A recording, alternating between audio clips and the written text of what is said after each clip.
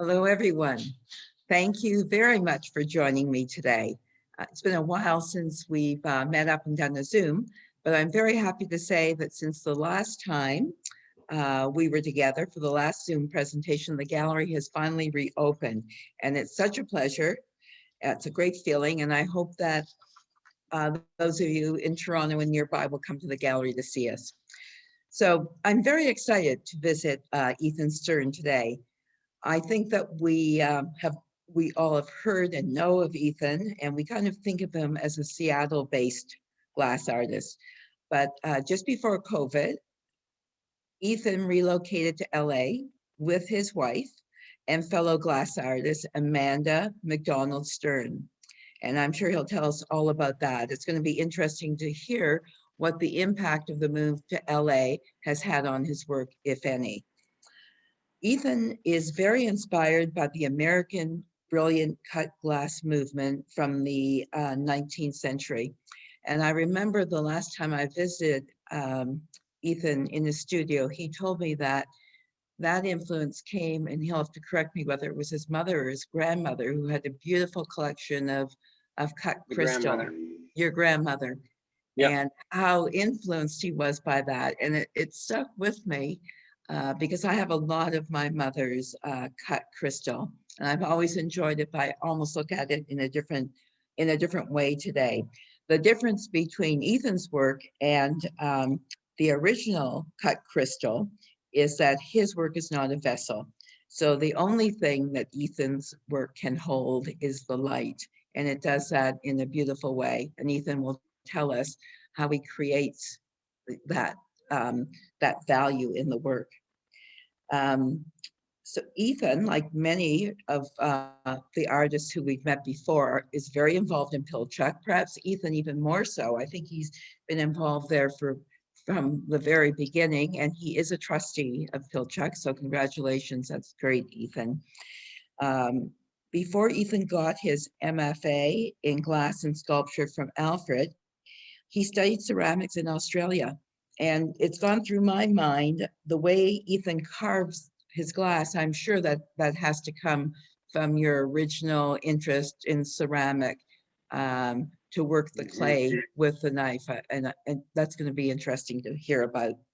So Absolutely. We're going to meet Ethan now, and there will be a slide presentation, and then we're going to do a walk through his studio. If you have any questions for Ethan, you can hit the Q&A or the chat box, and we'll try to ask them during the tour. If not, we'll save your questions to the end of the tour. So Ethan, welcome. Yes. And great to see you. Yeah, you too. Thank you very much for putting this together. It's always a pleasure to chat with you.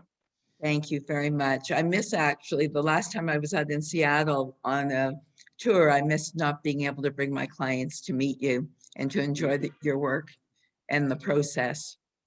So how has life been influenced by being in LA? Has it changed your work in any way?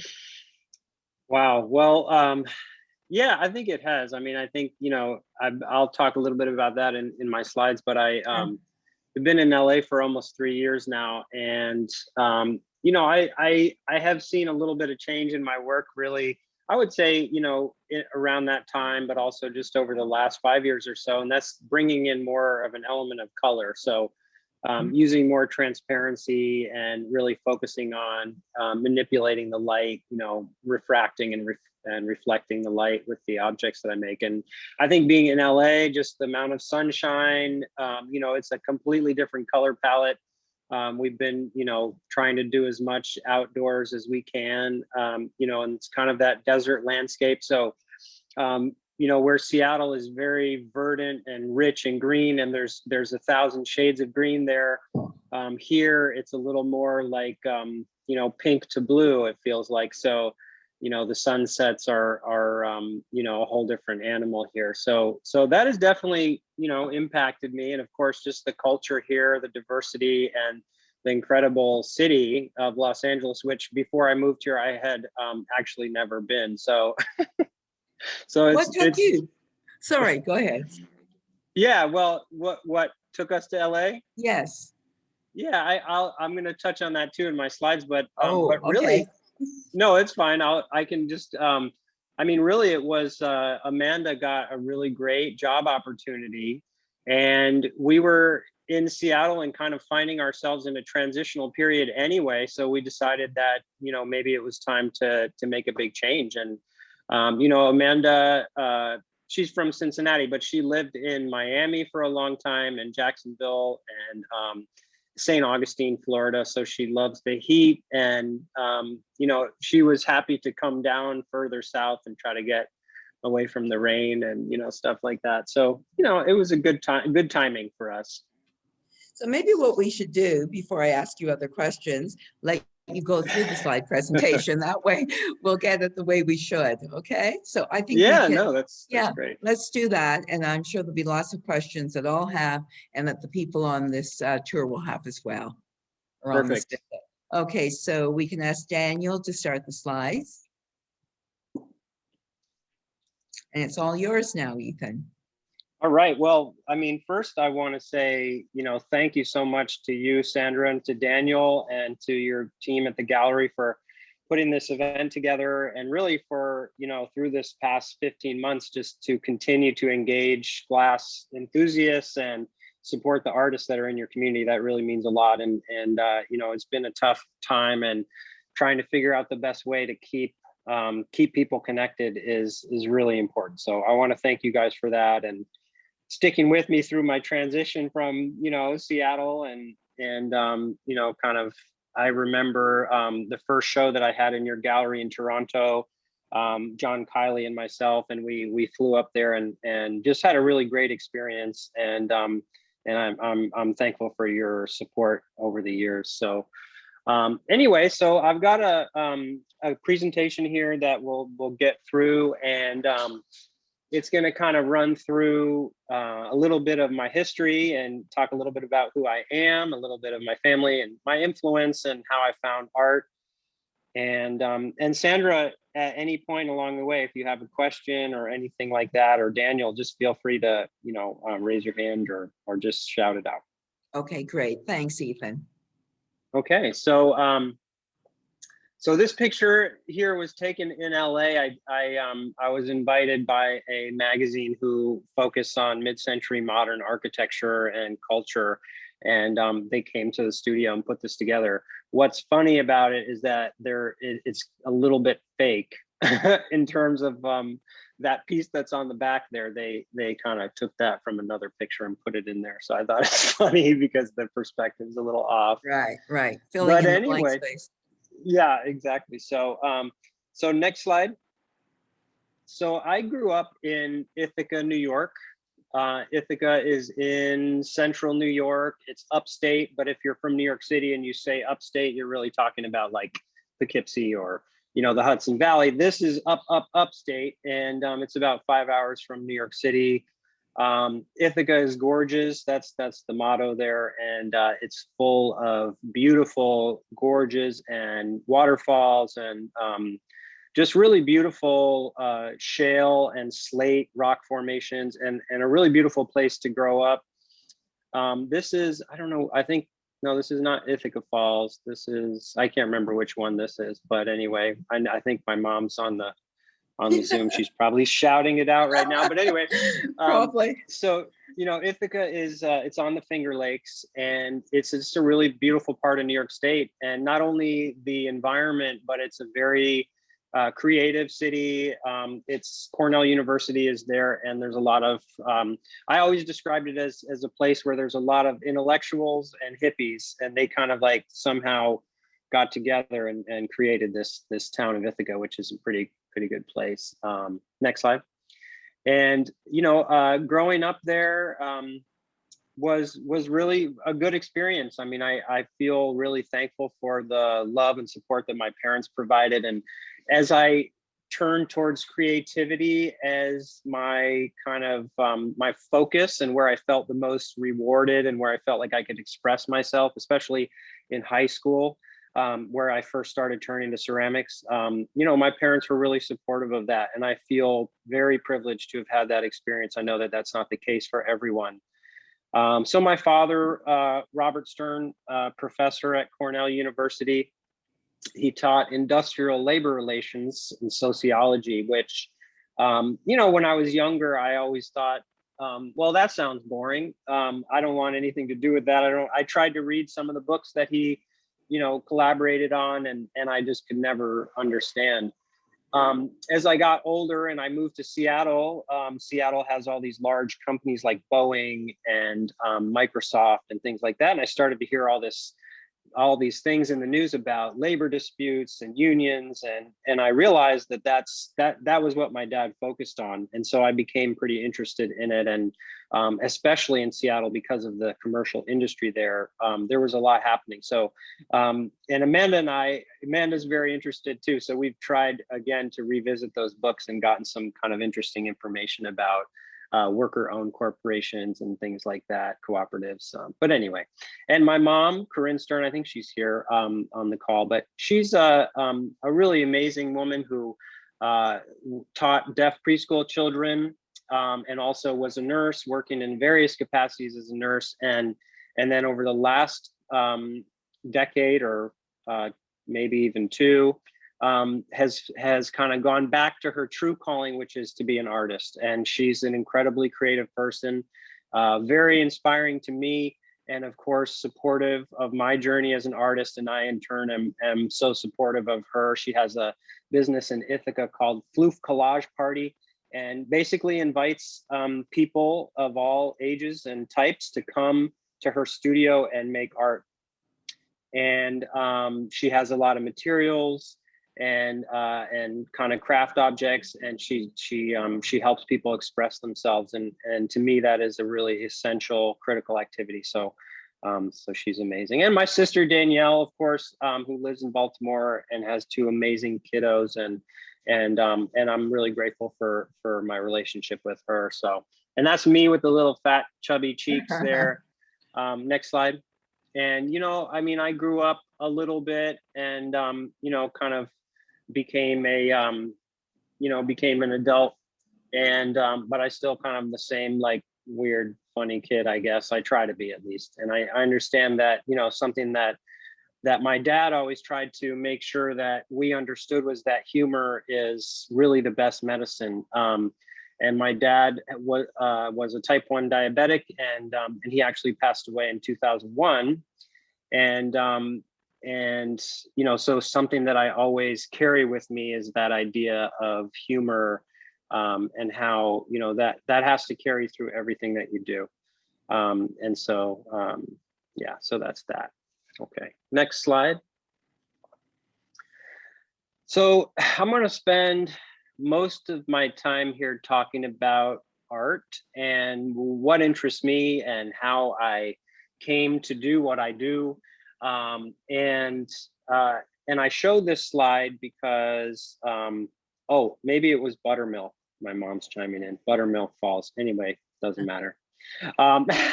So I showed this slide because, you know, very early on, I had an interest in functional objects. So not necessarily the pipe per se, but the idea of the objects that we use every day, and why do they look the way they do, and how do we develop those forms and those types of functions. And so early on, when I started to get interested in ceramics, I really was focused on functional objects. And so in my experience, once I started going to university and researching, which I'll talk a little bit about a little later, you know, I started to get really interested in that idea of design and the functional object. And that's really informed everything that I do in my sculpture and in the objects that I make. These are some prototypes that were designed by Tapio Virkkala in the 1940s. He's a Finnish designer who worked in Murano, Italy, and designed glass. He designed wood. He's a really incredible designer and somebody whose work is really inspiring to me. Okay, next slide. So I am of a generation where, you know, these days everyone's trying to define each generation. You know, we have the great generation, the baby boomers, the Gen X, the Gen Y, the millennials, the Gen Z, all that stuff. So, but I'm in a really interesting spot because, I mean, I'll just be upfront with you. I was born in 1978. and you can do the math.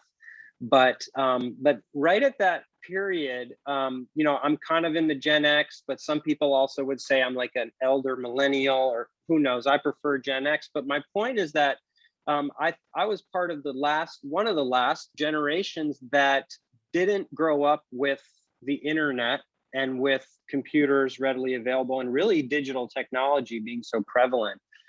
So I show these two images because this is like what my phone looked like, you know, growing up. You know, I still had that dial-up pad there, and you know, it made the sound click, click, click, click every time you dial it. If I showed this to, you know, some of the students in the day camp at the community center I work at, they wouldn't know what this object was.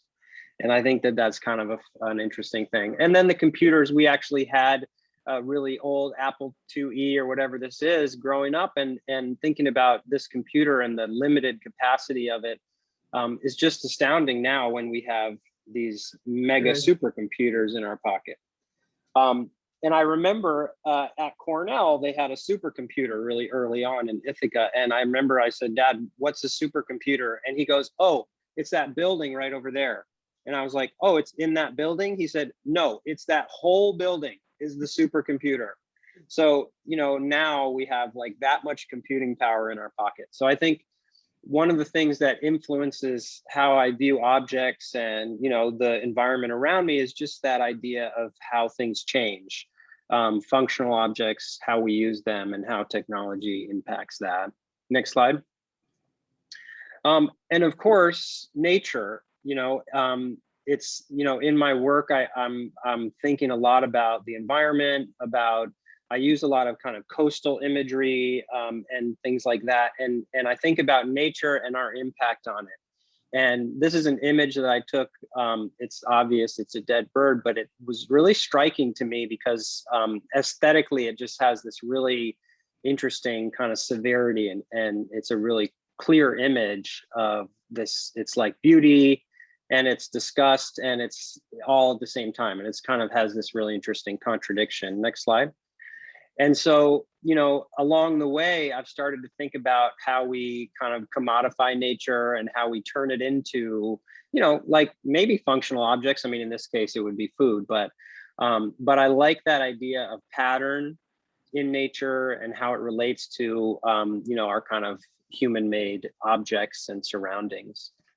This was an image I took during a residency in Japan, where I was living in an apartment and working at the school called the Toyama Glass Institute. And they would take, you know, I'd had like a friend who was kind of a host, and we'd go to the grocery store, and, you know, she'd say, okay, you know, pick out some food to cook for dinner. And I just went wild, and I tried so many new things and saw so many kind of incredible, you know, different types of things there. So next. So that kind of circles back around to artwork itself. These are some paintings, Saul LeWitt on the left and Ed Miskowski on the, well, I don't know if it's your left and right, but the black and white one is a Saul LeWitt, and the red and white is Ed Miskowski. And these are, both of those artists were interested in op art, which is, you know, an abstract expressionism. And those are types of paintings that, you know, basically kind of translate our environment into abstract imagery. So all of a sudden, taking these very abstract images, and giving them this incredible meaning. And I love that. I love the complexity of it. And I really am attracted to the simplicity of it. Next slide. And so, as Sandra mentioned, we went, our family went on sabbatical in Australia in around 97, 98. Right after I graduated from high school in Ithaca, I had applied to art school, and I'll talk a bit about that in a second, but I had gotten into Alfred University, and then we deferred my admission for a year, and we went to Australia, and I studied ceramics there, but also was exposed to Aboriginal artwork and textiles, and really just kind of experiencing from a very, very far distance culture and artwork of the Aboriginal people of Australia. And one thing that I really, you know, at the time I was like, I love the dots and the really simple imagery and the lines. But thinking about it more and more, especially when I was in school later, I realized that, what was so important, what was so impactful for me was that these images carry an incredible amount of meaning for the artists and for the people of that culture. They're maps. They're describing a place or a ritual or a person or a family history. And to be able to put all of that meaning into an abstract image like this is extremely powerful and extremely challenging. It's not easy to make something so meaningful and use such kind of simple line quality and mark making. And so that's something that I've always wanted to try to bring to my artwork, is to not have a real literal definition of the marks I make, but to give them some conceptual meaning, some weight, and some, have a real connection to them myself. So creating that narrative through image and through symbols. Okay, next. So after Australia, I went to Alfred University, which is it's in Western New York. So it's about 2 hours from Ithaca, hour and 45 minutes from Ithaca going west. And right in between Alfred and Ithaca is Corning, New York. And many of you have heard of Corning, especially if you're glass enthusiasts. Corning is started as an industrial town that made ceramics and glass products, but eventually became the home of the Corning Museum of Glass. And the Steuben glass factory is there. So we went and visited Corning many times when I was a kid, and that was my first exposure to glass making. And my memories of it are, you used to be able to go to the Steuben factory and look through the window and watch all the glass blowers, like you were at the zoo and you're watching all these guys blowing vases and all this the fire and everything, and you're kind of peering over the glass. And I just remember being really mystified by that. And so going to Alfred, I went there because I had studied ceramics in Australia. I did ceramics in high school, and I found that that's what I wanted to pursue. I wanted to be a potter and live in the woods and make functional objects all day. And there's nothing wrong with that. So this is the Terracotta House in Alfred, and it's a historical building that illustrates some of the products that were made in Alfred. So it became a ceramic industrial area because of the clay deposits in the ground in that region. And they made roof tiles and wall tiles and all kinds of ceramics. And now it is home to Alfred University and the New York State School of Ceramics, Art and Design. And so that's where I went to undergrad. Next slide. And I want to show you a little bit about my professors at Alfred, because I think, looking back, I think that they had quite an impact on how I started to think about the objects that I make. So Linda Sikora, this is Linda Sikora. She's a potter. She is really, really well known for making functional objects that are focused on, utilitarian use, but also beauty and pattern, and really, really incredible professor. So very functional objects. Like, I remember talking with her about how the water drips out of the spout once you set the teapot back on the table.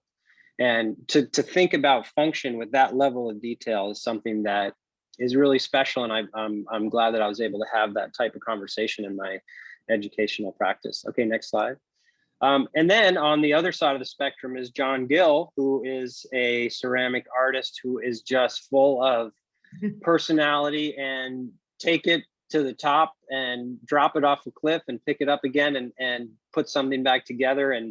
And everything has personality, everything has flavor and character and color, and it's a freedom. So, I found this incredible space between making functional objects and making sculpture, and how do those two things inform each other? And that's really when I started to find my voice and think about what it is that I actually wanted to make myself. So I started to, next slide, look around and try to find other artists who had kind of worked in that same vein. And in ceramics, this is Peter Volkus, this tall vessel here, and then the red and kind of teal piece is Ken Price. Both of these people were considered kind of master studio potters, so making highly sophisticated functional objects, and they were teachers.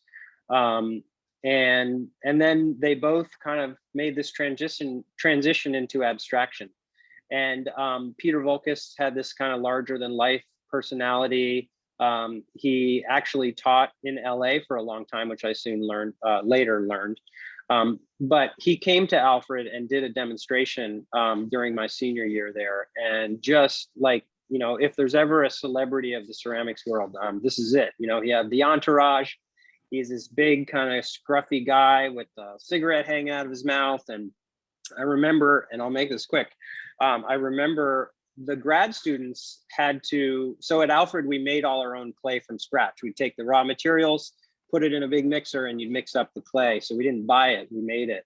And so the grad students had to make all the clay for him. So they made literally like a ton, so 2,000 pounds or so. They made all the clay, and you know, you wedge clay. So you knead it like a ball of dough to get the air out of it. And there's a really traditional method of wedging clay where you do it with your bare feet. So they spread out this 2,000 pounds of wet clay on the floor of the studio. And for like 3 days, they just walked across this giant kind of pile of clay. And that was how he required, you know, his clay to be prepared before he arrived. So I just remember feeling like, okay, this guy's a rock star. And instead of the, you know, the green M&Ms, he makes everybody walk on the clay. I don't know if you get the green M&M joke, but it's like a Bon Jovi or Motley Crue or somebody put it in their show contract that they had to have green M&Ms in the room for them. And if they showed up and the green M&Ms weren't there, then they left. That was it. Okay. I didn't know that story. Yeah. But I do know that John was a larger than life character. Yeah, and talent. definitely. I know him. Oh yeah. Yeah. He is larger than life for sure. And a pretty incredible guy. So next slide. So just a couple, I don't have a lot of ceramics that I made in this slideshow, but these are just a couple objects, and I wanted to put them in because it shows that idea of, okay, I want to learn the technical aspects of pottery and how to throw and how to focus on the lip and the handle and how that object feels in your hand. But then I also want to, you know, cut it up and reconstruct it and kind of think about it as a sculptural object. So next slide. So while at Alfred, I, of course, had the access to the library and to lots of information, and started to learn about, you know, other objects that exist in the world that may inspire me or may, you know, that I may learn something from and help me on my path. And this is the Portland vase. This is made out of glass.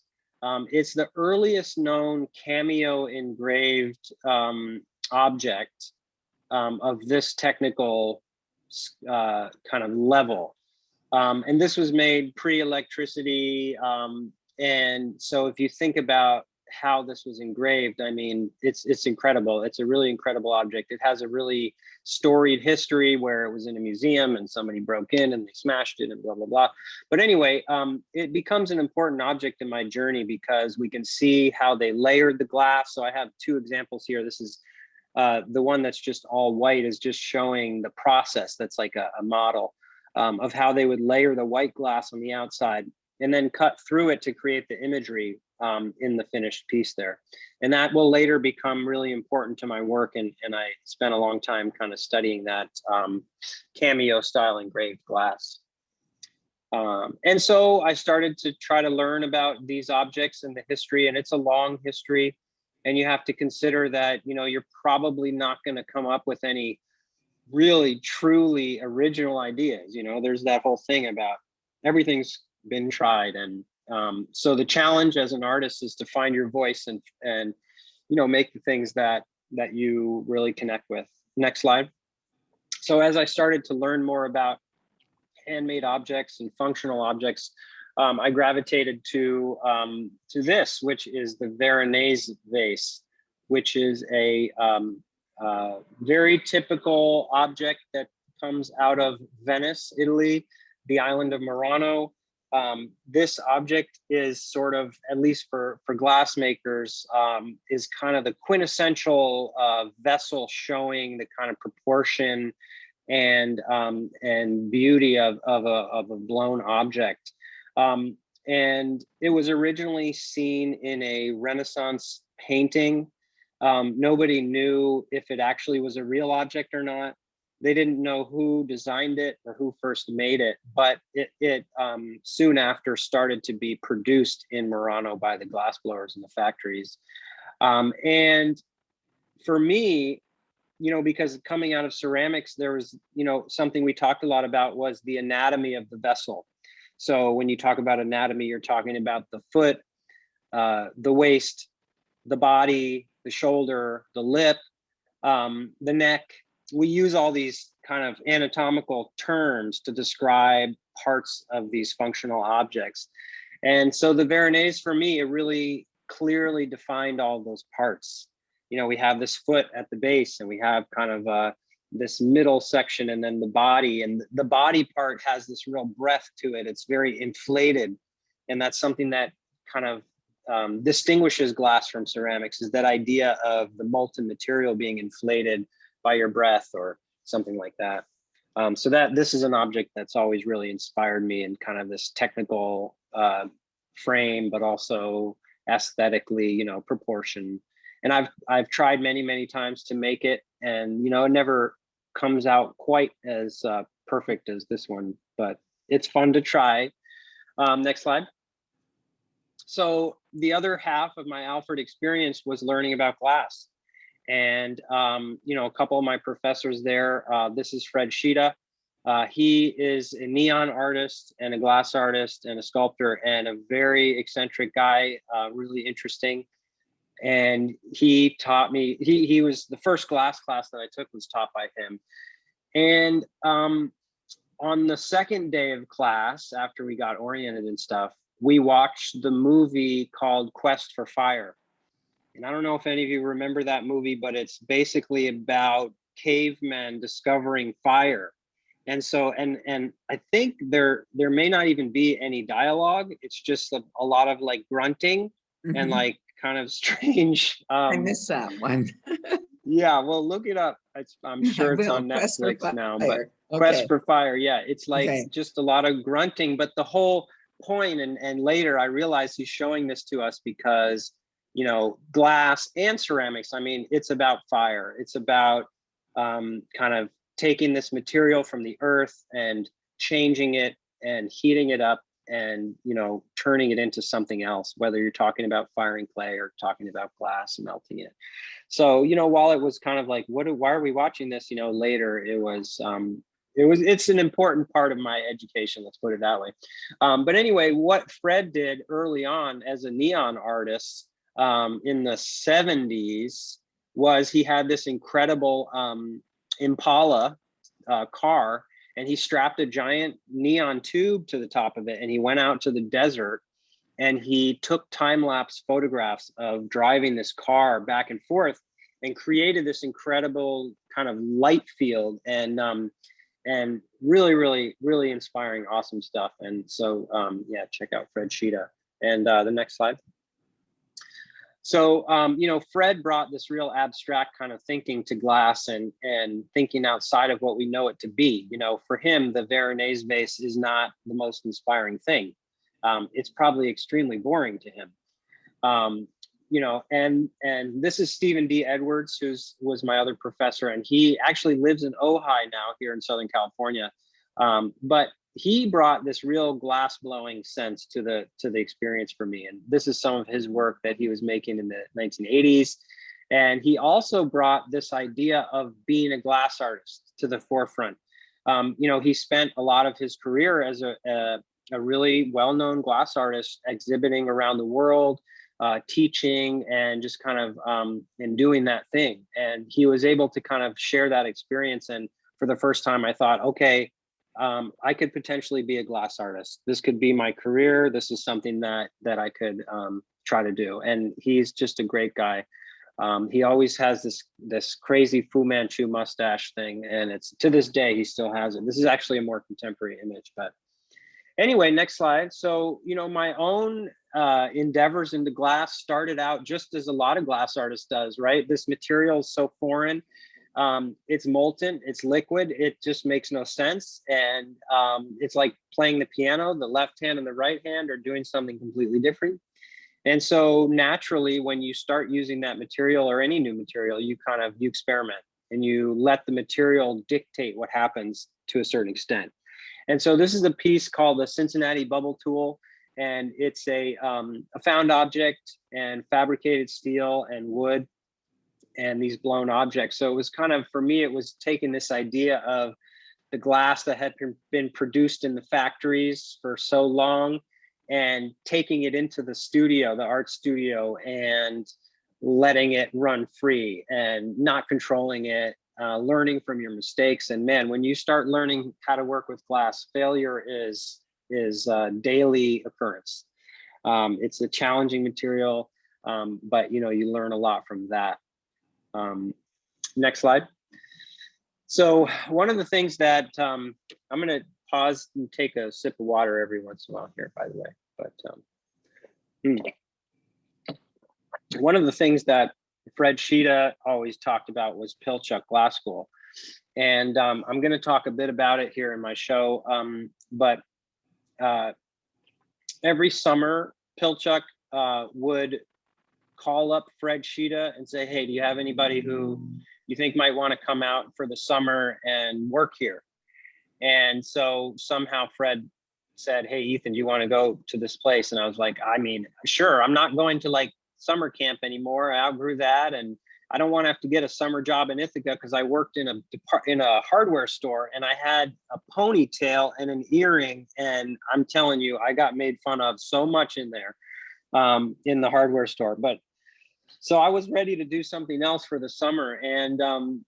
And so Fred sent me to Pilchuck, and this is me, my first summer there. I was the transportation specialist, AKA the driver. And so my job was to drive the school van down to the gas station and pick up all the artists and the other staff members who had taken a shuttle from the Seattle airport. And I'll tell you what, this moment right here, you're looking at this kid in this Polaroid, that moment changed my life forever. And Pilchuck has become a really huge part of my life and who I am. And not only my artwork, but as I'll explain later, you know, I met my wife there and taught my first class there. And, you know, it's an incredible spot. So we'll talk about that in a second. I'm going to go off on a little tangent about Pilchuck here in a minute. But anyway, so I started going to Pilchuck while I was still going to Alfred, and in the summer I would go and work there, and then I'd come back to Alfred, and you know, being at Pilchuck, it's like next slide. It just jumps your education up so quick. It's an intensive experience where you have artists from all over the world, literally coming to this school up in Seattle and teaching everything they know. And this is one gentleman named Jerzy Harkuba, who is a Czech engraving master. He's deceased, but he came and taught a few times when I was working at Pilchuck, and I was able to watch him work and listen to him talk and bring this kind of philosophy to working with glass that embodied a lifestyle. It's not just about enjoying what you do when you're making glass, but it's about enjoying your life in general. And really incredible person. You know, I made so many new friends at Pilchuck. Next slide. You know, I'd go there every summer and I'd meet all these new people, and it was incredible. And the Seattle environment and everything was just a blast. Next. And as I mentioned, you know, meeting so many people and having this freedom, you know, everybody that's at the school, they all love glass. And you go up there and you're in the middle of this 15,000 acre tree farm, and you're blowing glass and you're working. And anyway, I show this image because this is like a costume party, and you can see I'm the guy with the yellow headband, dressed in some costume. And then all the way to the left is Amanda. And at this moment, we did not know each other. And you can see like our hands are touching. We didn't know each other at all. And then let's say 7 years later, we were both at Pilchuck again. And it was at that time that we actually met each other. Nice. And kind of, you know, The rest is history.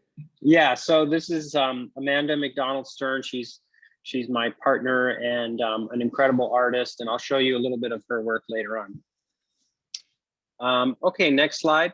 So one of the things that happened at Pilchuck was that you know, I got access to all this incredible equipment. And back at Alfred, I was learning about glass process and the history of glass. And, you know, going back to the Renaissance period when Venice was producing all this glass for royalty around the world, and even moving into modern times when Murano started to produce all of these objects that became really in style, very popular objects produced there from the 40s through the 60s. And this is some images of some glass cutters working in the factories. And I put these images in because they show female glass engravers, which in the factories, they wouldn't always allow female glass blowers to be in the factories. And so I wanted to, you know, I try to add images like this to try to retell the story and make sure that people know that it's not just a bunch of dudes in the hot shop. There's a lot of really incredible artists that are involved in making these works you see in books and things like that. So I got really interested in the tools that are used to do this carving, and I can talk a little bit about that as well. Next slide. This is a glass cutting lathe, and I started to learn about this because I was trying to learn about glass that was produced in factories, and this is the Spazier lathe. It's a machine that was designed and made in Germany by a guy named Richard Spazier, and it kind of represents the industry standard for glass cutting factories, at least this design. It's cast iron, it's belt driven, and really incredible piece of equipment. This is the kind of thing that I geek out over. But at the same time, it has this kind of culture along with it. Okay, next slide. This culture of, you know, studio glass movement. So when you take these industrial tools and objects out of the factory and you put them into small studios and into universities and educational settings, they have a different kind of relationship with the artist. This is Klaus Moye, who is an incredible artist who also recently deceased, who just made incredible glass work, but was somebody who helped to start the glass programs in Australia and was very interested in cold working. And here he is kind of kissing the lathe, which is something that honestly I do all the time. And I'll show you my machine in the studio. It's my cherished object. So next slide. So again, just starting to talk a little bit about cold working. I hope everybody's following along, but you know, my interest in cold working really started at Pilchuck. So, you know, at Alfred, I was learning about glass and about the vessel and ceramics, but there wasn't a lot of cold working there. It was really at Pilchuck that I started to learn about cold working and the history of it. So it's old. Cold working glass is old. And if you look back at this series of objects here, we have early evidence of engraved and altered surfaces in glass. So this is 900 to 999 AD. So this is probably a Roman object. And I mean, these beautiful curves and wonderfully engraved glass. And just to think that people had this technical ability then, and it's something that we're continuing to do today is really incredible. It's, you know, as the technology changes everywhere else, it hasn't changed that much in cold working and engraving, which is something that I'm inspired by. I guess I'm a bit of a neophyte there. But then we flash forward to American Brilliant Cut Glass. That's this object here, 1890. And really in America, you know, cut glass had been happening in Europe for a long time. but it had kind of lost favor. A lot of the factories were closing. And in America, especially on the East Coast, the glass industry was booming around this time. Because of the beautiful sand on the East Coast, and because of the ability to transport objects and materials up and down the East Coast, glass factories started to pop up everywhere, from New Jersey, in the Philly area, Connecticut, Pennsylvania, Virginia, all along the East Coast.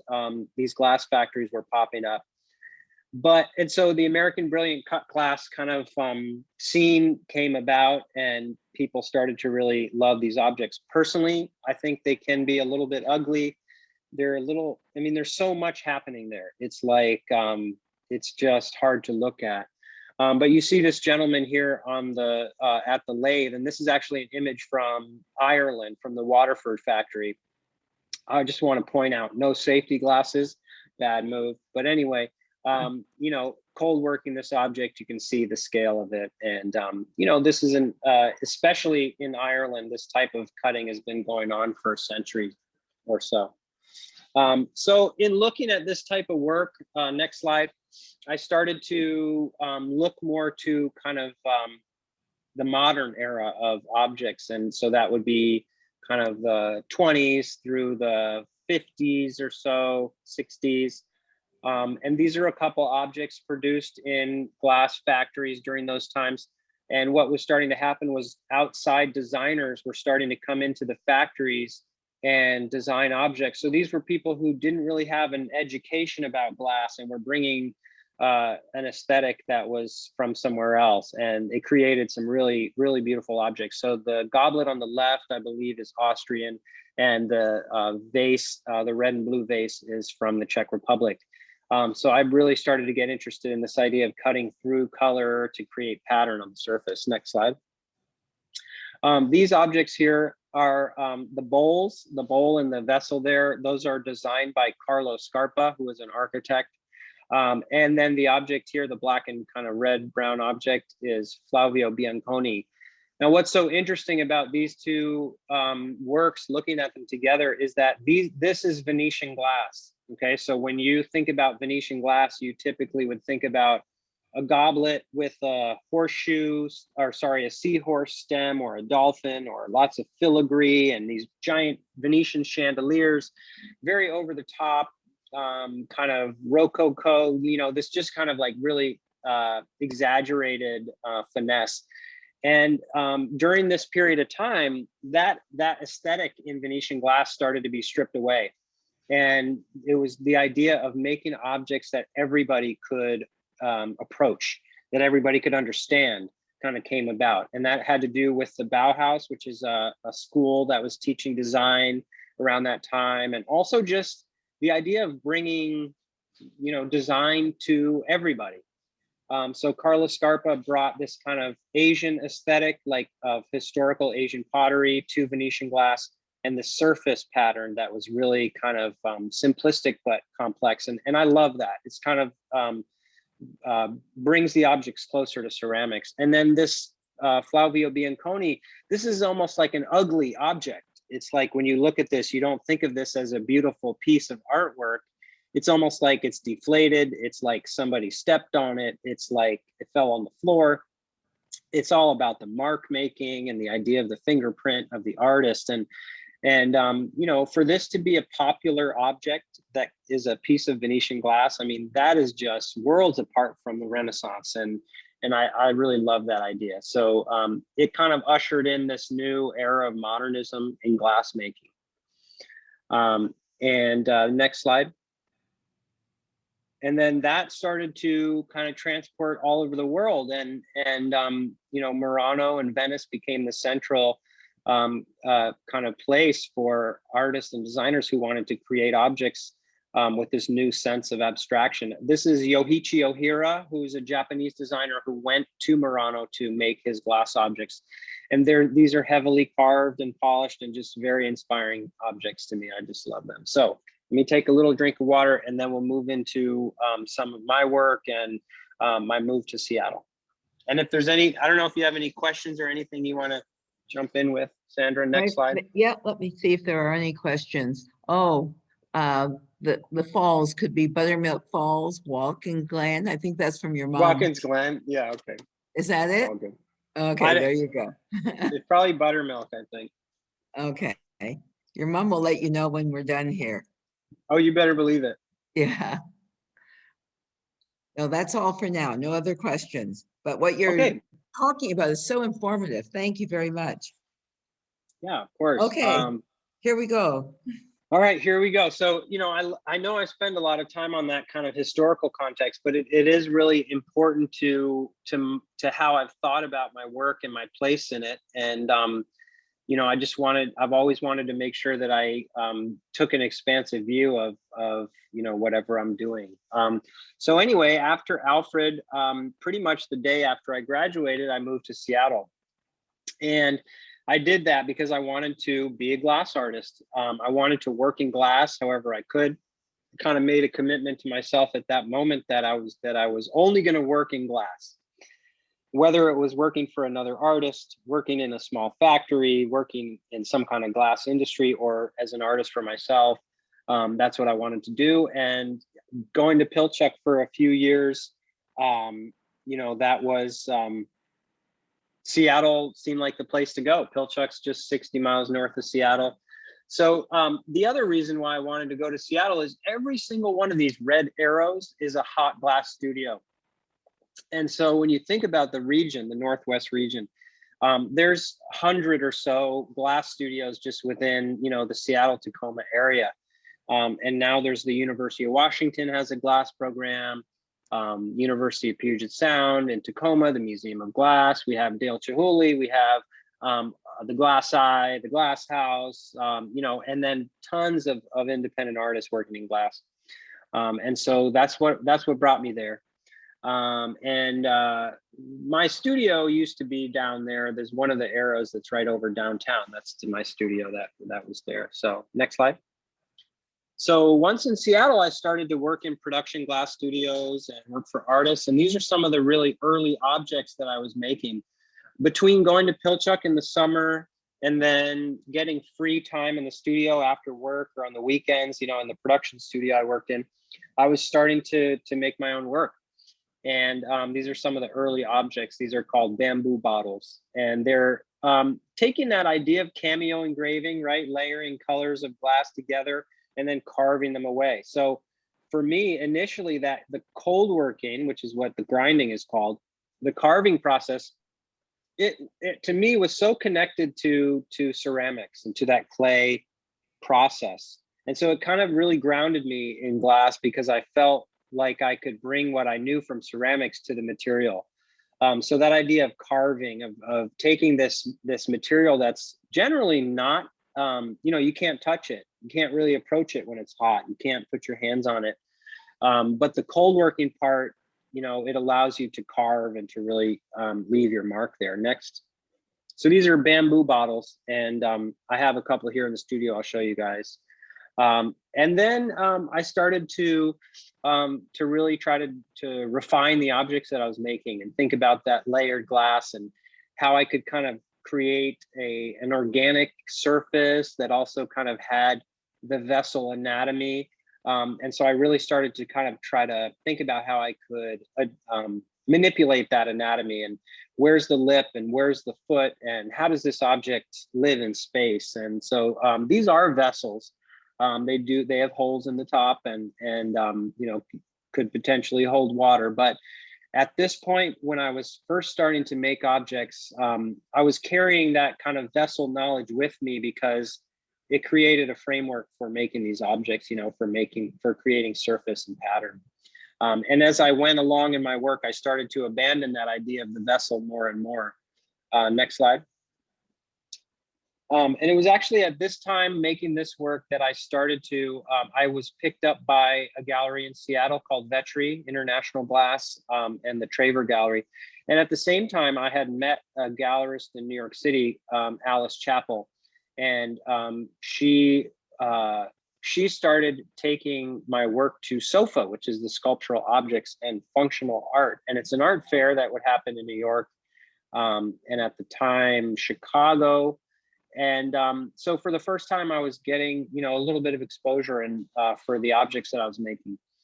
And that gallery no longer exists, but she knew a lot about cut crystal. She was very educated in glass history, and was really interesting person to talk to. She's since passed away, but I'm always grateful for her for taking a chance on emerging artists and representing them on a larger in a larger field.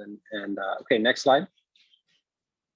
So these objects are blown and cold worked, and at this point I really started to still working in production glass.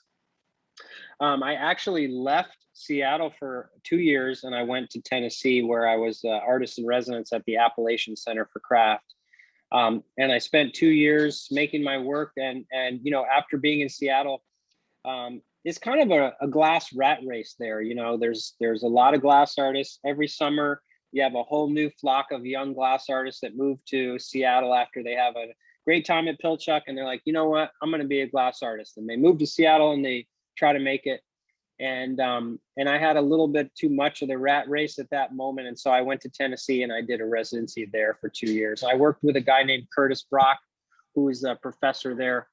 And I got to spend a lot of time developing my work. So these are 2 objects I made in Tennessee. And I think, stepping away from Seattle for a little while really gave me an opportunity to think about, who I was and find my voice in the work. All the while, I still continued to go to Pilchuck and work there on summer staff. So I'm going to go on a really quick tangent here, and we'll try to buzz through these slides. But I have some Pilchuck slides that I want to show you guys, just to talk a little bit about the place and about some of the characters. This is sorry. I was going to say this is Pilchuck's 50th year. That's right. 50th anniversary is in September. That's right. So Pilchuck Glass School, as Sandra mentioned, I am a board member, one of a handful of artist board members, and I'll talk a little bit about that. But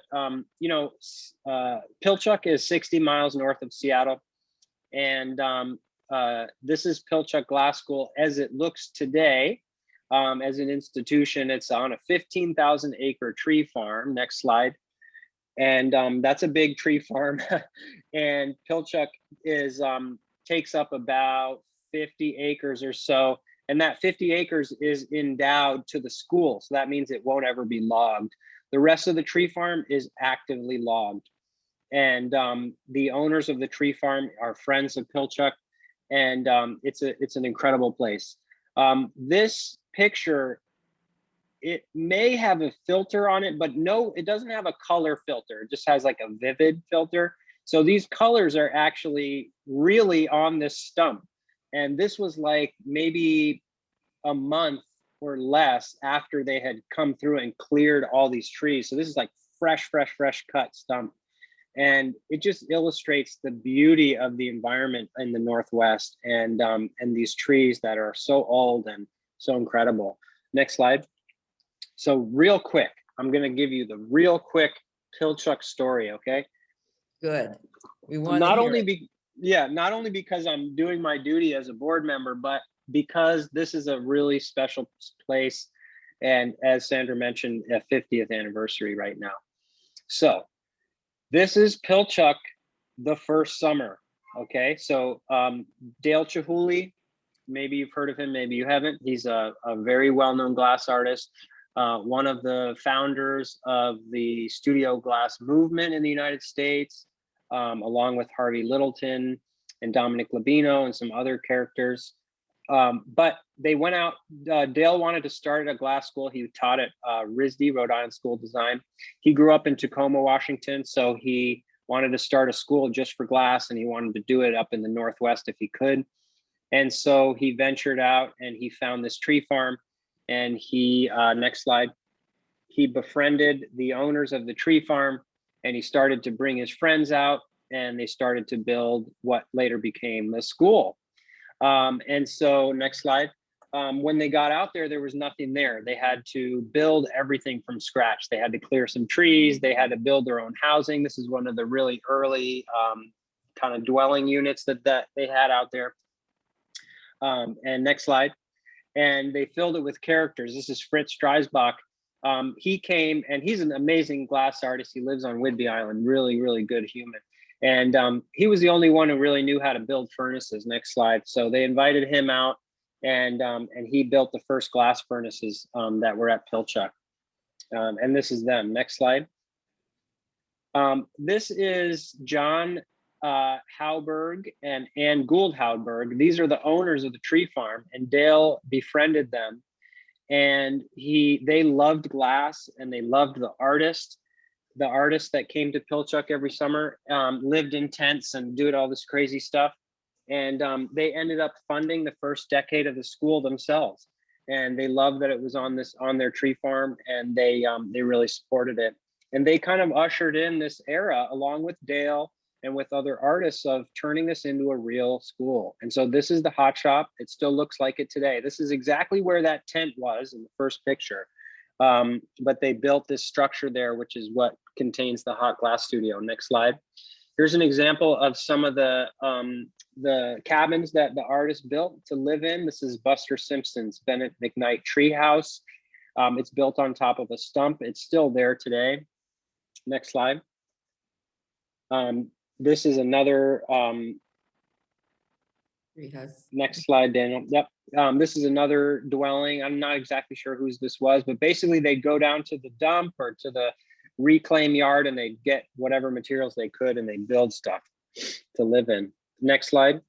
This is Susan Amen. She's one of the first artists to come teach stained glass at Pilchuck.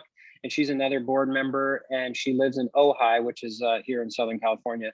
And she's a really incredible artist who does a lot of public artworks now, and is just a really, really great person. Next, this is Ulrika Wallin, who is a glass painter from Sweden. And so what started to happen at Pilchuck was that artists would come from all over the world. Next slide. And they would start to teach the techniques that they knew from their factories and from their studios back home.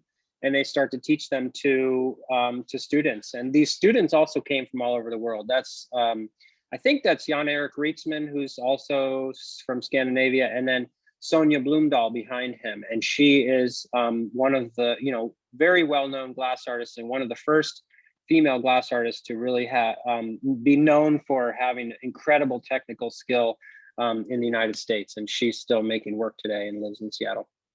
Next slide. This is Flora Mace and Joey Kirkpatrick, also incredible artists that live in Seattle, very good friends of Dale's, and are instrumental in getting the school off the ground. These are some really early pictures that I've gotten from other members of the Pilchuck, the artists from Pilchuck. This is Pino Signoretto, who's deceased. He's a master glass sculptor from Murano, and he would come and teach. And I think this image is important because in this image here, it shows a lot of people that were mentors and teachers for me. So I kind of represent the third or fourth generation of artists that came to Pilchuck. And Kate Rhodes in the blue t-shirt there, Karen Willenbrink, Randy Walker, Boyd Sugiki, and Patricia Davidson, all are friends and mentors of mine who worked with these master artists early on. And then this is a very early image. You can see Dale Chihuly in the back there. This is Keiko Ongaro, who was the first Moranese, first Italian glassblower to come to Pilchuck. His brother is Lino Tagliapietra, who eventually started to come back to Pilchuck summer after summer. And the gentleman in the front here is a guy named Benjamin Moore, who was instrumental in bringing a lot of these international artists to the school, especially the Italian ones. And he recently passed away just in the last month or so. And he's a real fixture in Seattle and in the glass community internationally. He was a mentor of mine, next slide, and a really good friend. And, he can really be credited with helping to make Pilchuck into what it is today. he cared so deeply about the institution and about supporting artists, and really inspired me to become part of Pilchuck. So this is Stanislav Lubinsky here in the middle, working with Ben Moore and Richard Royal early on at Pilchuck. This is, of course, Dale Chihuly pre-eye patch. You know, Dale got into a car accident and lost the vision in one eye. And so he wears an eye patch. This is before that. And this has been more, you know, always the consummate professional. This is Lino with Benny. I see your comment there. We'll get into my work here in a second. Yeah, I was just going to answer it. Yes, we will be seeing it. Well, so that was a. Oh yeah, next slide. Okay. What's that, Sandra? No, I was going to say it was a fine tribute to Ben. He will be remembered and for such a long time, but it's good of you to remember him today. Yeah. We're very close with, I know. Next slide. Yeah. This is some of Benny's work here. Okay, next. Okay, next slide. So Daniel, why don't you just kind of move through the next slides, like maybe a few seconds each here. I just wanted to show Pilchuck kind of becoming an institution, you know, from a tent in the woods to a real school and a real educational institution. But I do have a lot of work to show you here at the end. So anyway, this is Ben Moore and his wife, Deborah Moore. So I saw that exhibition actually in Tacoma. Oh yeah, at the Tacoma Art Museum. Yes. Yeah, Deborah Moore makes incredible sculpture focused on glass orchids and really beautiful botanical stuff. Okay, studio in Seattle. This is where my studio was in Seattle, the Bemis building.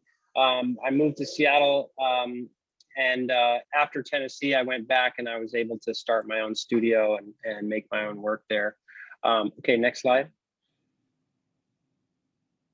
And you know, this has Ben Moore's studio. He invited me to start working there in 2006, and for the first time, I was able to work with a team of glassblowers to make my own work, and it really kind of allowed me to elevate the game for myself and produce you know, larger scale objects. Next, and just to give you a bit of the process here for my work, I use a lot of cane and color cups for layering glass. Next slide. And shaping the glass into these sculptural objects. I also have a side business where I make waterproof aprons for cold working. And in Seattle, I started this company with a couple friends and kind of carried it through for the next decade or so. It's on a little hiatus at the moment. Next slide. But it's basically making aprons for cold workers. It's a word of mouth type of thing. This is a bunch of images from social media of glass artists out there in the world wearing the aprons. Okay, next slide. Okay, so I'm gonna move through some objects now. Go ahead and next slide. And Daniel, if you want, you can just maybe wait like, you know, 5 seconds, 5 or 10 seconds or so per image, and we'll bust through here. If there's any questions that, if anyone wants me to stop, you can. So these are some of the objects that I made. And once I came back to Seattle after Tennessee and had my own studio for the first time, these are the Add It series. A little bit slower, Daniel. So these are blown and wheel cut glass. These particular pieces are about 22 inches, 23 inches tall. And at this point, had really moved away from the vessel. Go ahead. And we're trying to kind of rethink the anatomy of these objects and how they sat on the table or how they lived in space. And I also started to develop this next kind of coastline imagery, which really was inspired by travels to New Zealand and the idea of kind of being up high and looking down at a coastline, or trying to kind of define a fictitious place and create these archipelagos and kind of beautiful coastline. This is Green Coastline. This piece is in the collection of the Museum of Glass in Tacoma.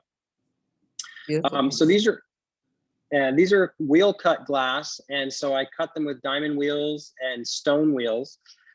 Stone wheels are next, the really traditional style of cutting glass. These are some commission pieces that I did for the Boeing company.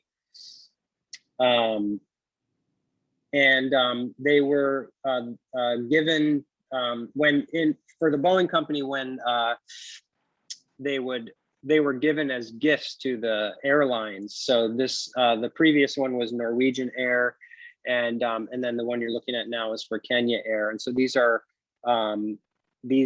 blown glass objects. There's no ceramic or wood or anything. These are all glass. And I've kind of cut through the surface to create this imagery. Next, this piece was given when, this is kind of silly, but when American Airlines and US Air merged, this was given to the head of the company as a gift, as a commission from the Boeing company through the Traver Gallery. And this one was inspired by those flight path images that you would see in the back of the seat catalog there when you're on the plane. And so this series is called, go back one, Daniel, sorry. This series is the structure sound, and it's kind of a combination of kind of industrial architecture and this coastline kind of natural landscape. And I have these two objects here in the studio I can show you. This is called Coastal Pings. Being in the Northwest, you're also always really conscious of the mega thrust earthquake that might be coming any day, and also in Southern California, but this was kind of inspired by that. Next. And so, started to see my work go into some collections. This is a piece that's in the Hewling collection in Palm Desert. And, it's just interesting to see these objects in somebody's home and how they kind of live there and absorb light and kind of help create that environment. Next, this is the Coastline series. Again, these are ice coast and polar opposite. And the ice coast piece was made in Japan during the residency I mentioned earlier. And one of my favorite objects I've ever made. And it's made by layering colors of glass and then cutting back through the surface. And this polar opposite piece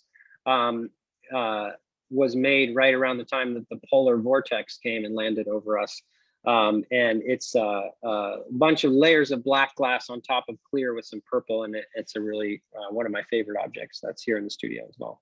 So there's some images of the cold working process, cutting away the glass. So you can see the diamond wheel here where I'm wearing the hat, and then the other image is the stone wheel. So starting with rough carving and then kind of refining it with the stone wheel and getting that kind of polished surface. Having my own studio, next slide, was, gave me the time and the ability to draw and to plan and really have a place that I could kind of, focus on what kind of objects I wanted to make. Here's some drawings. Next slide. These are some wall objects. This series is called Simple Symbols, and each one of these objects is about 9 inches tall. And they kind of hover off the wall about 2 inches. And I've done variations on this, installations, large installations of many pieces and then smaller ones. Next. This is the Dot series. That's delightful. This is the Zoom trio, and kind of taking a pattern and kind of doing a micro macro kind of view of it, and how that translates into the objects as you look at them together. Next, this is the Inky series. So this is kind of really focusing on that graphic imagery and color and removing glass on the surface. So these are all layers of colored glass and cane on the outside that I cut through. Next, some more drawings. Next. And this is when I started the Changing Light series. So this is kind of starting to use more traditional kind of cuts. So these V cuts and line patterns, but really trying to make them more minimal and think about texture. Next.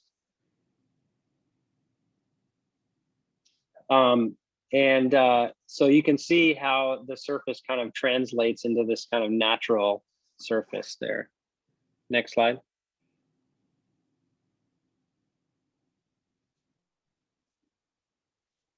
Those look fairly intricate. Yeah, so a lot of surface texture and kind of removing material. These objects are, or the previous ones were about 18 inches tall. This is some wall panels that are actually made by blowing a cylinder of glass and then cutting it and slumping it into a flat sheet. So this is in total, it's about 36 inches long by about 24 inches tall.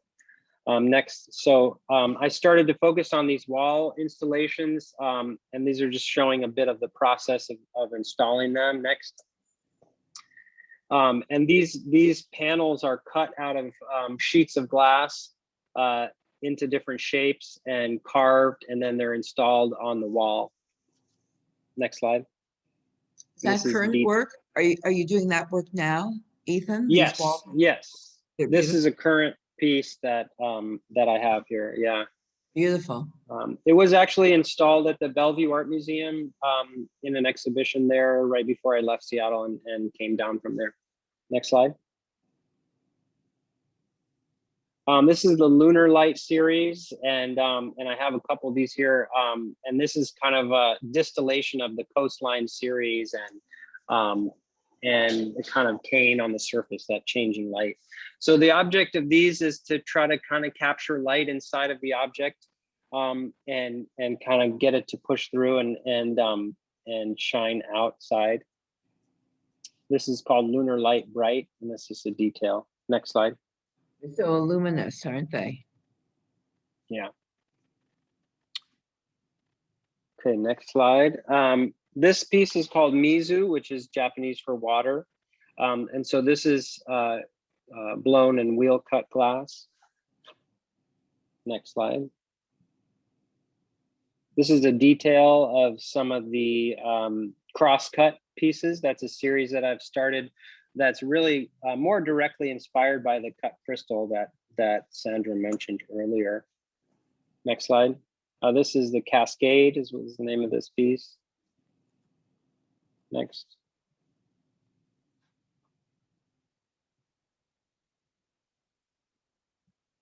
So this series is really kind of taken on that traditional cut pattern and trying to kind of reinterpret and create, objects that have a different kind of voice.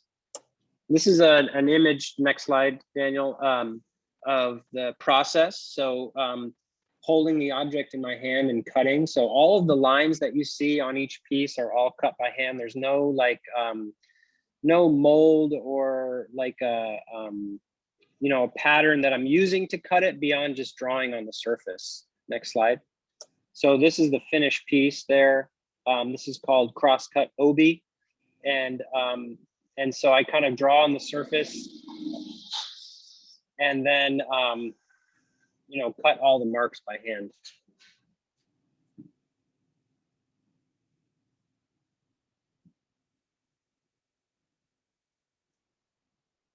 Okay, next slide.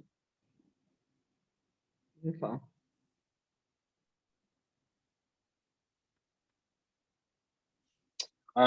Okay, so let's see, you got jumped ahead a bit. So yeah, so this is this object is a newer series that I've started. You can stay here for just a sec, Daniel. Where I'm making kind of a blank, and then so like a thick object that doesn't have any pattern on it, and then I cut the pattern into it in the cold shop, and then go back one slide, Daniel.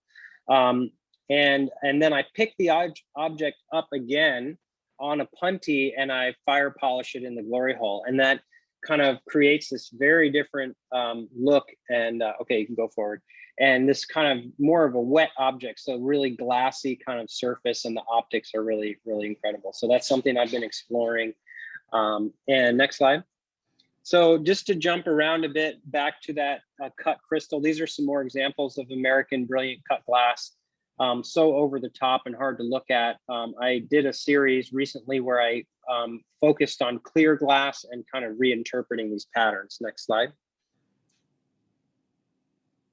And that's these objects in the Cut Clear series. So these are cut and polished. They're hollow objects. Next. This one's probably about 18 inches tall, so it's kind of a large object. Next slide. And this is one of my favorites. It's called Structure, and it doesn't have a flat spot on the bottom, so it kind of rolls back and forth, which I know can make some people nervous, but I like the idea of it kind of being a kinetic object when the cuts are so kind of static. Next. We can just run through these here, Daniel. The detail.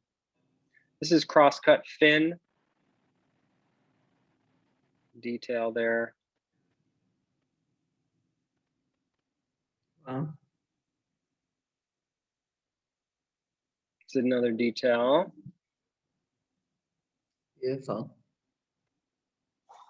Okay, So to cut the surface, Ethan, to cut the surface, how long does it take to finish a piece like that?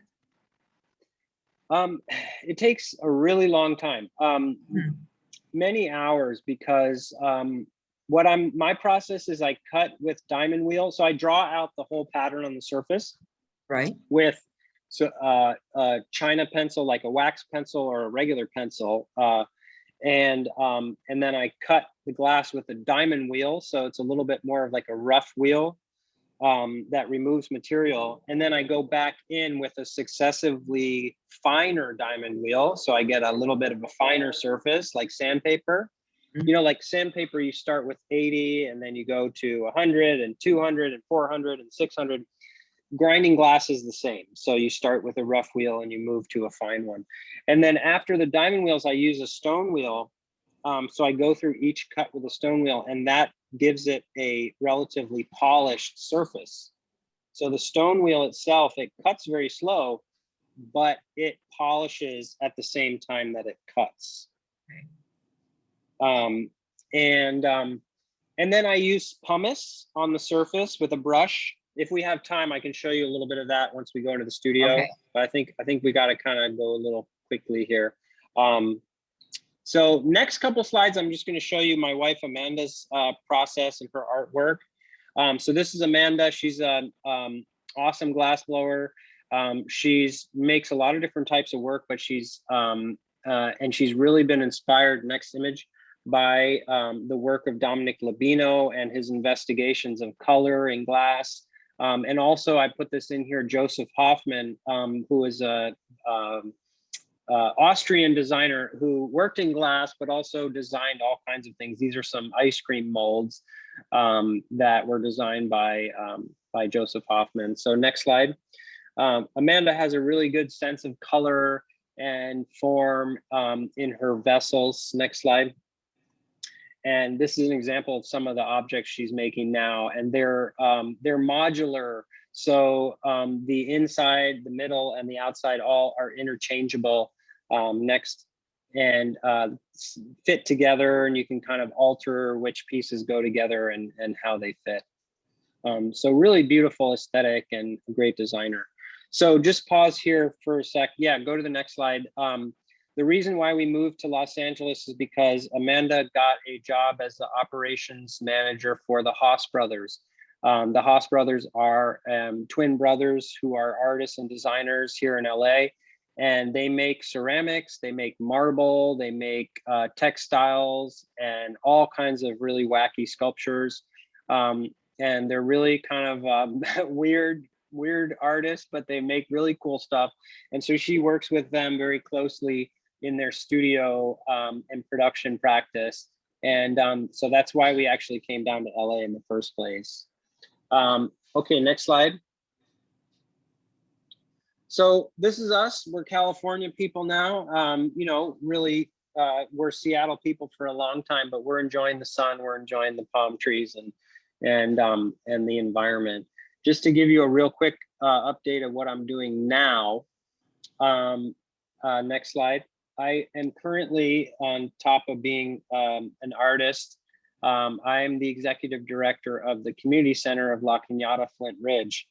And what brought me there was, next slide, was the ceramics program. And a very interesting comparison, this is Helen Jean Taylor, who's 94, and she's the founder of the ceramics program at the community center.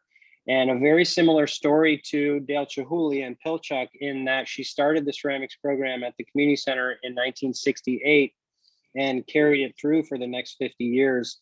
And she's an incredible ceramic artist and a really inspiring person. So I talk to her a lot. I visit with her at her house and drink tea, and she comes to visit us at the studio sometimes. Next. So I'm running this ceramic studio. We have a lot of senior citizens there. We also have, next slide, we have a lot of people that come to learn. This is one of my instructors, Geraldi Martinez, and it's a pretty incredible place. Next slide. These are some of my ceramics that I've made more recently, just in the last year or so. So doing a little bit of revisiting these functional objects and making some clay vessels, just because it's fun. And then, as you all know, we just went through, or are going through, a pandemic, and you know, it's been quite a challenge. I feel fortunate to have a studio and to be able to work at the community center through it. But this is Amanda and I actually traveling to Seattle last year to clean out the last of our studio there. And, you know, what did we do over the last 15 months? We got real creative with how to make things like iced coffee and, you know, stuff like that. So, you know, in terms of the pandemic, you know, I'm happy to talk about that and what it's been like as an artist in that experience, but hopefully we're at the tail end of it now. I hope so. Yeah. We have, I think, a couple of questions here. I think you're going to take us, though, on a tour of the studio. I know we're going a little bit longer than we thought, but I think that most people would be happy to stay. I'd love to. Okay, so I think we should just keep going. I wonder, Daniel, do you want to show the images? Well, we'll let you show the pictures, the images of the pieces in your studio, and then just walk through the studio a bit. Yeah, I can make it pretty quick. I have a tendency to talk a lot, so I appreciate it. You're great. You're doing terrific. Honestly, I think everyone's enjoying you. Good. You have a lot to tell. You have a big story to tell, Ethan. So look at it that way. Yeah. Okay. So I guess I can do a pretty rapid tour of the studio, but basically I'm in Los Angeles, and I'm in an area called Mid City. And or it's pretty close to Culver City, so it's not quite downtown, but it's a pretty urban area. I'm in a large warehouse building, and in this building there is a hot shop just on the other side of the studio over here. It's an artist named Kazuki Takizawa, KT Glassworks. He is an incredible artist, and we're really lucky to be here next to him because we get to use, you know, we rent the hot shop to make artwork and stuff like that. So anyway, we're at the corner of, let me see if I can. We're at the corner of La Brea and West Jefferson. So we're out here in the city, and I can show you a little bit of the studio now. So this is our office. And I got a few objects out. This is one of my friend's artworks here, Sean. He's a good guy. I got a few pieces out to show you guys, and some of them are a little bit older. I thought it would be fun to get out some really early pieces. So these three objects are actually 20 years old. They're from 2002. These are some of the first objects that I made in Seattle, and you can see them up close, a little detail. The cold working that's going on there and the layering of glass. So these are some of the really early vessels. These are bamboo bottles here.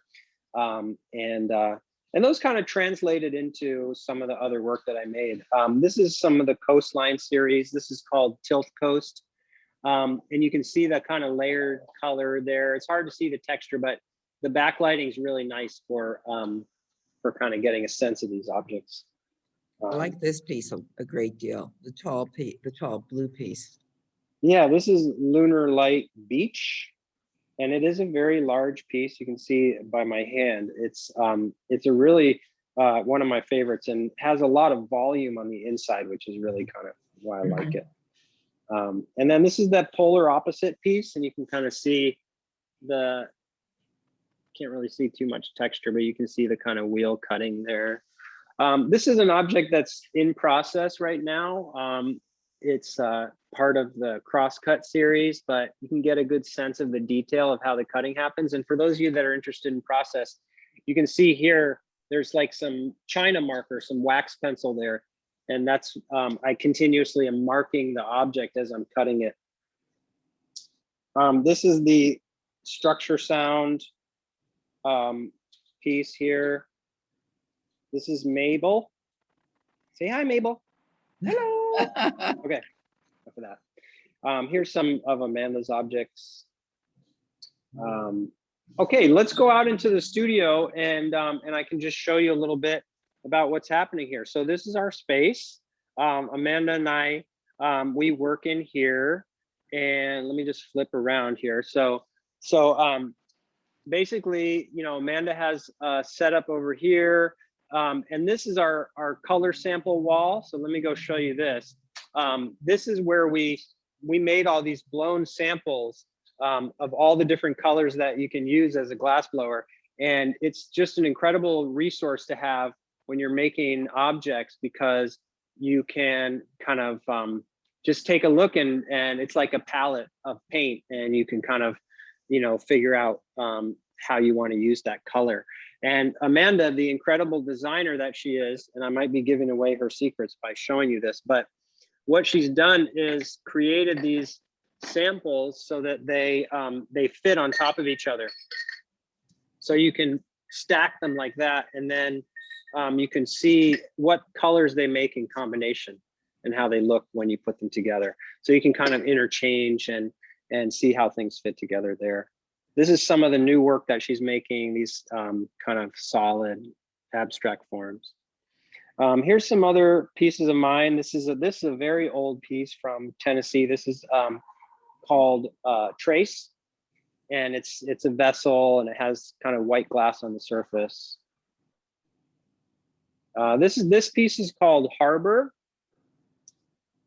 And you can really see that transparency there. I really love that. And I love kind of focusing on the texture. It's hard to see here because of the light, but it has a very subtle kind of wheel cut texture there, which is something I really like. And then this piece is another old one that I got out for you guys from the archives. It's called Party Lima. It's a strange name. I don't know where I came up with that, but and it kind of has this the layered pattern on it as well.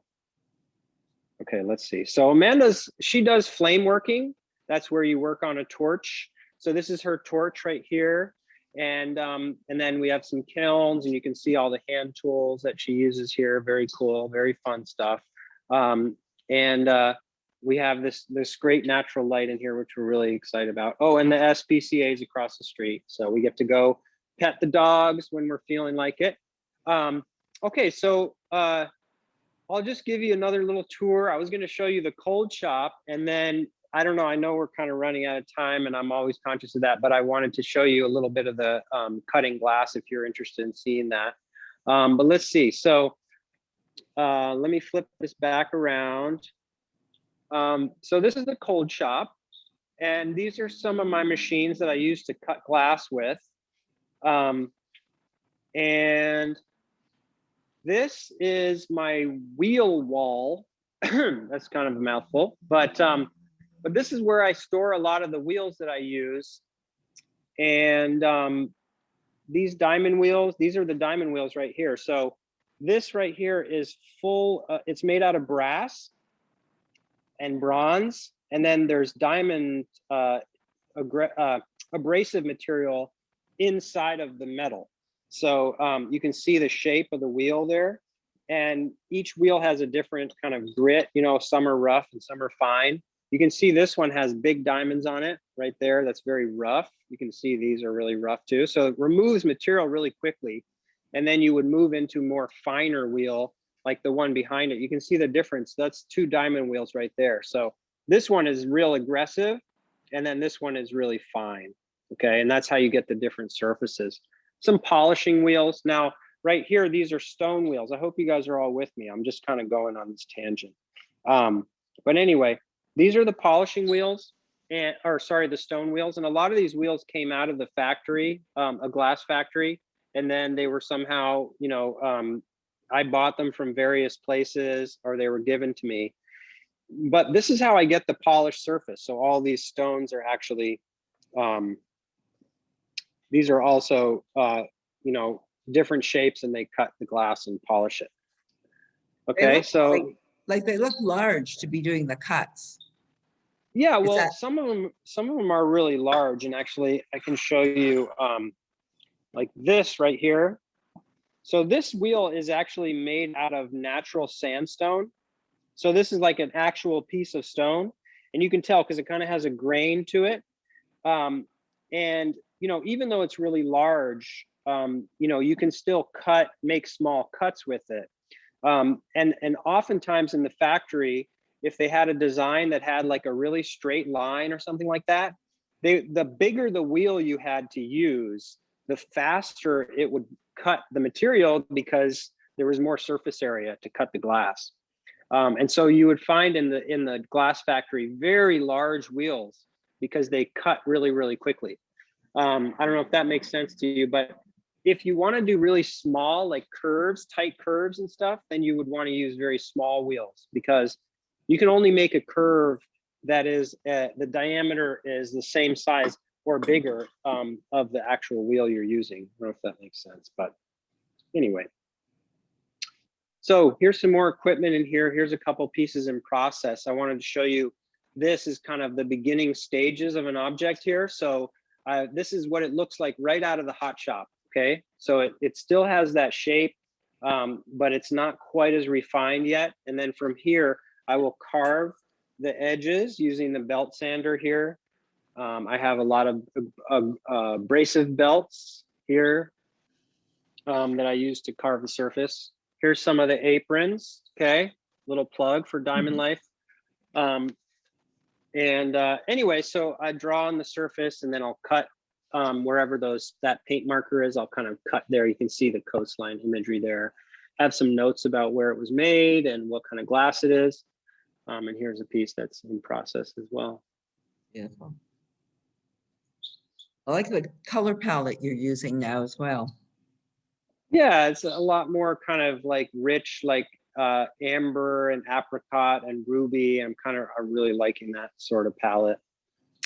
So this is my Spazier lathe. This one came out of the factory in Austria, and I bought it. It was refurbished, and then I bought it, and it came with some wheels that were with it in the factory. So it's kind of a cool thing. So let me give you a little example of it here. Okay, I just turn it on. The wheel spins right there. You can kind of see that. We've got water that comes down here. Let me see if I can actually just really quickly cut something for you. Can you guys see that? Yeah, I think so. Okay.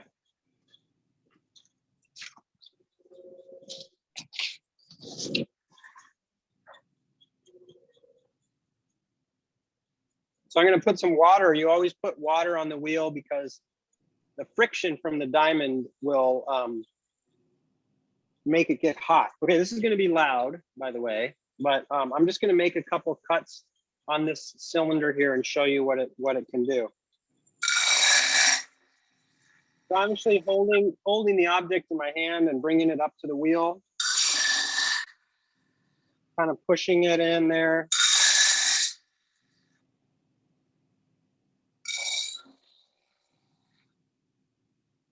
Okay, so I just made those cuts right there. Thank you. Yeah, that's a good little demo. Very good. Wonder if anyone has any questions at this point about that technique. I see there's a few questions here. Yeah, I'm happy to take some questions. Maybe what we'll do before we take questions, questions, perhaps too, we can show, did you have anything else you want to show in the studio, Ethan? Did you want to show us anything else, or we can show some images of your pieces that are available? Someone was asking about that.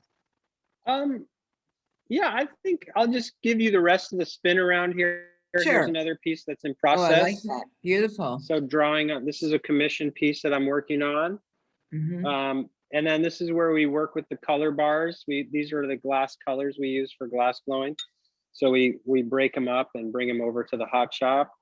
This is our color organizer for all you glass blowers out there. This might make you drool a little bit. We have, each drawer has like the color name and number. Very organized. I was just about to say you're extremely organized. No, that's Amanda. That's not me. I said, okay. But here's a bunch of inventory. Okay, so we made this inventory storage here. So I have a lot of objects in inventory here, and I kind of have these little, just to give you a sense of how things operate. You know, we can have the little pictures and see what's there. Pretty fun. Was that Amanda's idea as well? Very Yes. organized. Yes. She's an engineer of sorts. Yeah.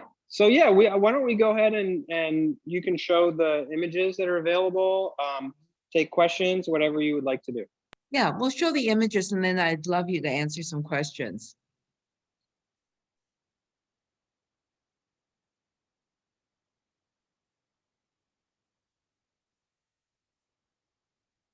You can really see the cuts in that piece. It's beautiful.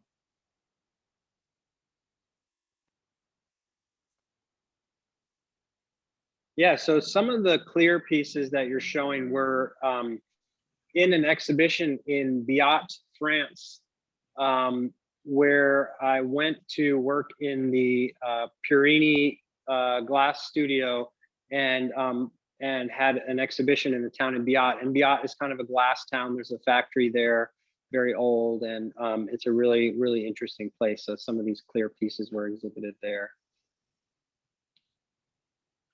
And that's the piece that's right behind me, actually. Yes, which it is is. a piece That's right. in the gallery. Yes, so I love this piece.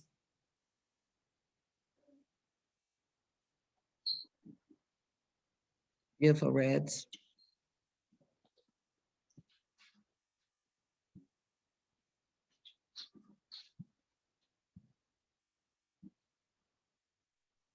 This piece actually, or that blue and the light blue one you showed, was in a program called Art in Embassies. And it actually went to Uganda and was in the American Embassy. It was kind of on exhibition for 2 years there. And I guess the ambassadors get to kind of curate the artwork for when they start the role. And so, so these two pieces were there, which is kind of exciting. Yeah, very exciting.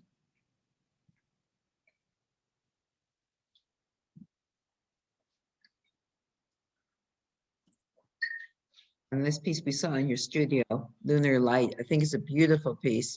So serene looking.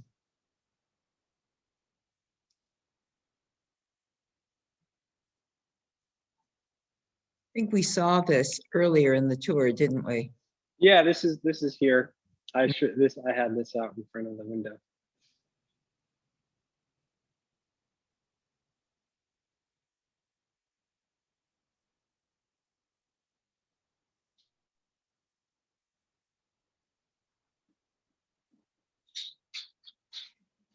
Very moody.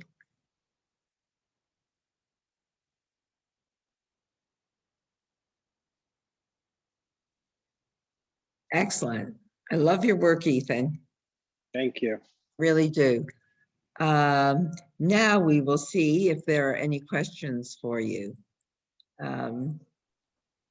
So Anthony did say how much he enjoyed the historic context that you gave at the beginning. It gave a really good sense of the development of ceramics and of glass.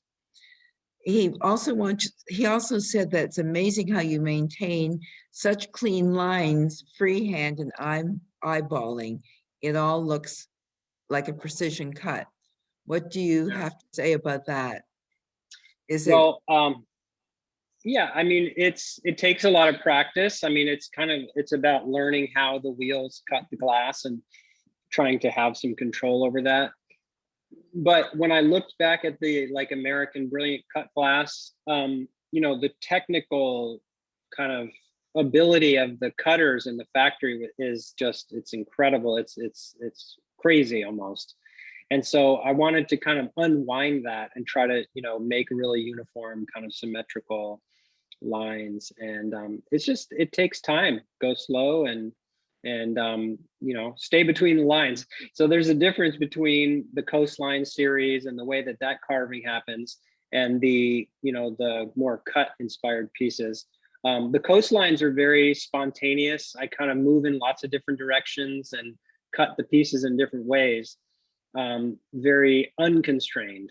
And then the cut pieces are more kind of, I wouldn't say constrained, but I'm staying between the lines and trying to achieve that kind of symmetry. Jonathan wanted to know if you could share some details about the polishing process. Sure. Yeah, bear with me. I'm going to walk back into the cold shop real quick. So let me just show you. I can do this fast too. I don't have to go too crazy. But okay, so this right here, okay, this is a brush wheel. And it is made of something called Tampico fiber. It's a cactus. And it's basically like a whisk broom. You can see like that, okay? And so this wheel, I put pumice on this wheel. So you guys know what pumice is. It's like a volcanic stone, right? And the pumice goes onto this surface, and then I turn the wheel on and I put the piece up to the wheel, and it actually will polish the surface of the glass. But before I do that, I use the stone wheel. So all of those cut pieces that are kind of inspired by the cut crystal, those are all finished with a wheel like this. Okay, so this is a stone wheel. When you cut the glass with it, it gives the glass a semi-polished finish. And then from there, I use pumice. The only issue with the stone wheels and why nobody uses them anymore is because before you can cut and polish the glass with the stone wheel, you have to cut and polish the stone wheel itself. So when you see that shiny surface here, I have to create that surface on the wheel before it will cut the glass properly. So I don't know if that makes sense, but you have to kind of dress the wheel, like you would sharpen a stone or something like that. And there's just one thing here I want to show you. One of the tools that I use to make the stones is this. And this is a tool from the Czech Republic, or at least the way it's that technique. It's a stick with a rubber band, and there's a little piece of an old stone wheel. And I use that to polish the surface. So again, that idea of the technology hasn't changed for a long, long time. And I really like that. That is fascinating. It's such an ancient art form. And you're using really primitive tools today in such a age. It's pretty cool, actually. Yeah. It is, definitely. Okay, so let me see if we have some other questions. Otherwise, we're probably, if anyone has anything they'd like to ask, I think that's it, unless I've missed, I hope I haven't missed anyone's question. So, Ethan, this was great. Yeah, thank you. you. Gave us a good bang for our dollar. You really did. Thank you. It was amazing. We probably could have stayed with you for another half an hour quite easily. So yeah, well, I guess the teacher in me always comes out. So I guess I always like that.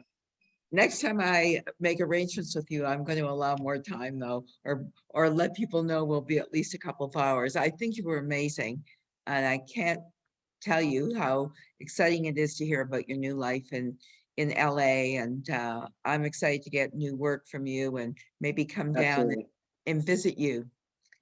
Of course, anytime. Bring some people with me for sure. So Absolutely. I look forward to meeting Amanda as well. Of course.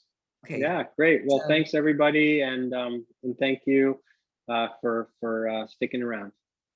It was great. Thank you. Okay. Okay. Bye, Ethan. Bye bye. Ciao. Bye.